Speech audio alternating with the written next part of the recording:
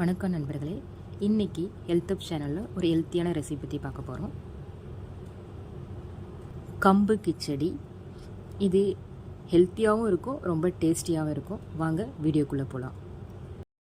கம்பு கிச்சடியை நான் ப்ரெஷர் குக்கரில் தான் பண்ண போகிறேன். கேஸ் ஸ்டவ் பற்ற வச்சுட்டு ப்ரெஷர் பேனை போட்டுடலாம். சூடான ஒன்று 2 டேபிள் ஸ்பூன் ஆயில் அப்ளை பண்ணிடலாம். ஆயில் சூடான உடனே 1 டீஸ்பூன் ஜீரகம் போட்டுடலாம். ஜீரகம் பொரிஞ்ச உடனே நம்ம ஃபைனாக கட் பண்ணி வச்சுருக்கிற கார்லிக்கையும் ஜிஞ்சரையும் ஆட் பண்ணிடலாம். கார்லிக்கையும் ஜிஞ்சரையும் லைட்டாக வதங்கிட்ட பிறகு கட் பண்ணி வச்சுருக்க ஒரு ஆனியனை ஆட் பண்ணிடலாம்.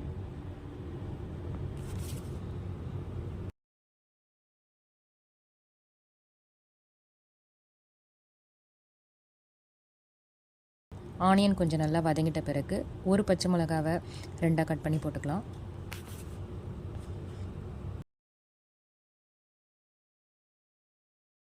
கட் பண்ணி வச்சுருக்கிற ஒரு தக்காளியை ஆட் பண்ணிடலாம்.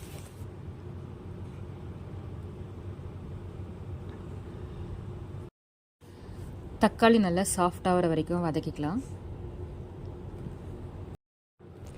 தக்காளி நல்லா சாஃப்டாக வதங்கிட்ட உடனே நம்ம கொஞ்சோண்டு மஞ்சத்தூள், 1 டீஸ்பூன் மிளகாய்த்தூள்,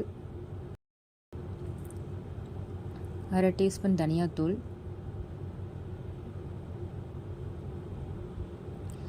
கரம் மசாலா ஒரு பிஞ்சு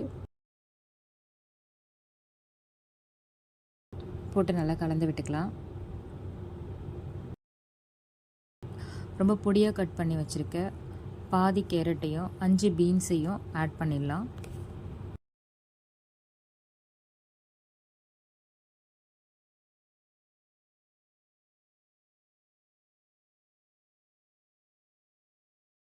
இது அப்படியே ஒரு 2 மினிட்ஸ் வதங்க விட்டுடலாம். 2 மினிட்ஸ்க்கு அப்புறம் ஒரு கைப்பிடி அளவு ஃப்ரெஷ் பச்சை பட்டாணியை ஆட் பண்ணிடலாம். இப்போ எல்லாத்தையும் நல்லா சேர்த்து நல்லா கலக்கி விட்டுக்கலாம். இப்போ இந்த ஸ்டேஜில் கம்பையும் பாசிப்பயிரும் ஆட் பண்ணிடலாம். கம்பு நைட் ஃபுல்லாக ஊற வச்சு எடுத்து வச்சுருக்கோம், பாதி கப்பு, 1/4 கப்பு. பாசிப்பயிர் 1 ஹவர் ஊற வச்சு எடுத்து வச்சுருக்கு. இது ரெண்டுத்தையும் ஒன்றா ஆட் பண்ணிவிட்டு நல்லா கலந்து விட்டுக்கலாம்.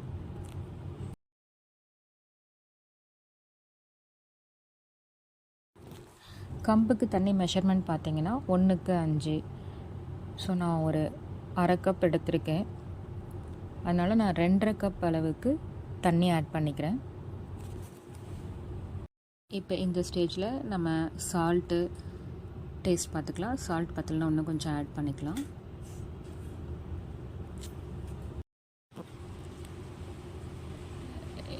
இப்போ குக்கரில் விசில் போட்டு ஒரு 6 விசில் வர வரைக்கும் வெயிட் பண்ணிடலாம். 6 விசிலுக்கு அப்புறம் கூல் ஆகிட்ட உடனே எடுத்து பார்க்கலாம்.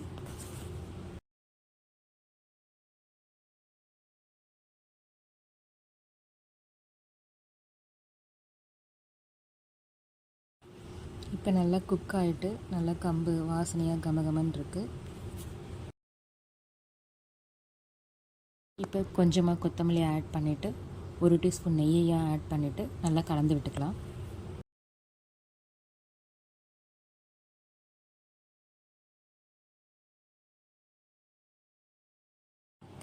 இப்போ ஹெல்த்தியான பிரேக்ஃபாஸ்ட் ரெடி ஆகிடுச்சு. இது ரொம்ப ஹெல்த்தி மட்டும் இல்லை, ரொம்பவும் டேஸ்ட்டாகவும் இருக்கும்.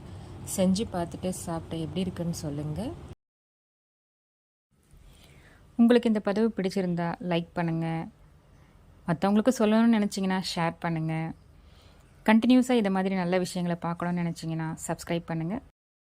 மீண்டும் ஒரு நல்ல பதிவில் சந்திப்போம். நன்றி, வணக்கம்.